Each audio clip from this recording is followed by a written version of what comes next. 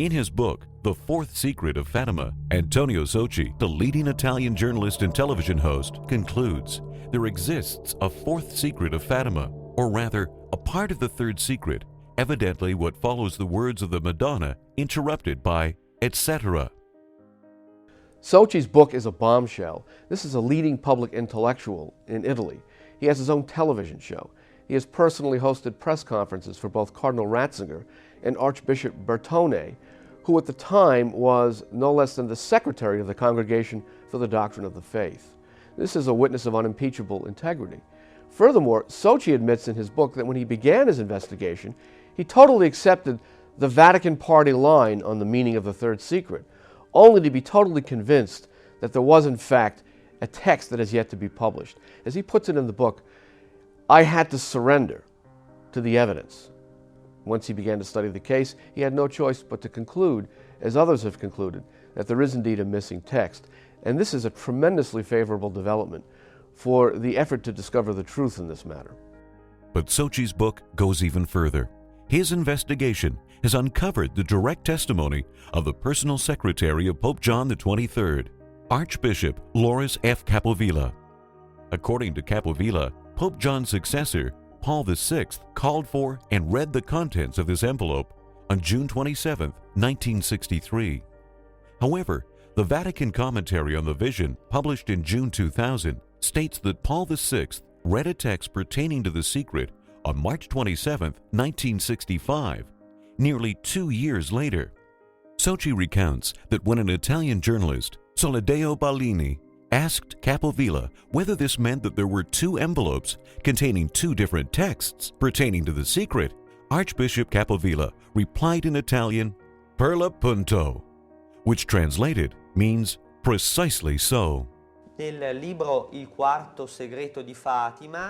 his book, Il Quarto Segreto di Fatima, The Fourth Secret of Fatima, Antonio Socci, a great Italian journalist who has never been polemical against the Vatican in his previous positions, and who as well is personally known by the currently reigning Pope and esteemed by the current Secretary of State Tarcisio Bertone, reports in a perfect and absolute literal and exact manner the personal confirmation that Archbishop Capovilla, Emeritus Confidential Secretary of Pope John XXIII, gave to me about the existence of two different texts of the third secret of Fatima.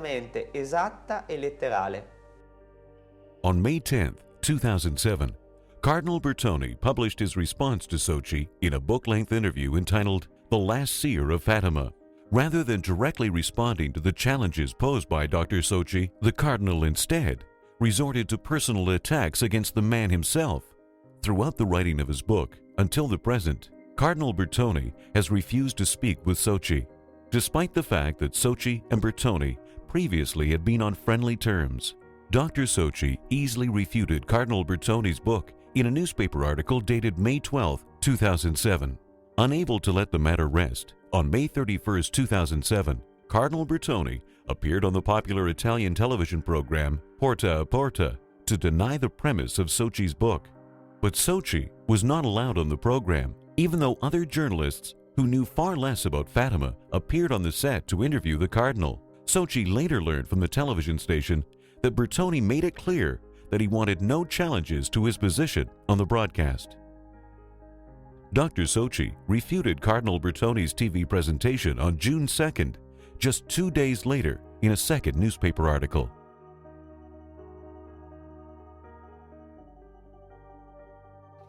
On September 21, 2007, Cardinal Bertone held another event for the official presentation of his book, The Last Seer of Fatima, held here at the Pontifical Urbaniana University in Rome. We are here in front of its entrance. This event was attended by government dignitaries, bankers, Vatican prelates, and members of the press. In an attempt to once again have his questions answered by the Cardinal, Antonio Socci, I was with him here that day, attended the event. After he learned from the director of the Vatican press office that the Cardinal would not allow any questions to be asked of him, Sochi and I proceeded to the main entrance of the auditorium, hoping to ask a question of the cardinal on his way in, before he would enter inside the Aula Magna for the presentation.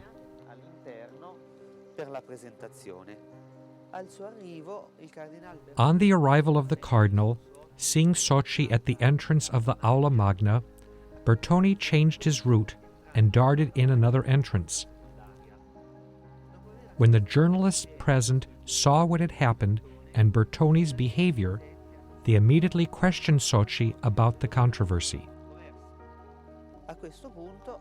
At this moment, Vatican security quickly descended upon us, demanding Sochi to stop speaking with the press. Sochi replied that he was a journalist and was not causing a problem for anyone. It was a public venue, and he had every right to be there and to talk with his colleagues. But the security then drove us by force from the university. They scratched one of my fingers while taking my cell phone by force from me. They demanded that I not record anything, something I wasn't doing anyway. Perhaps they were thinking of the cassette recording of my last conversation that I had with Archbishop Capovilla. That tape was in Sochi's briefcase, and on that tape, the secretary of Pope John XXIII confirmed explicitly that there is or there was an attachment to the secret published in 2000, and that attachment is still unpublished to this day.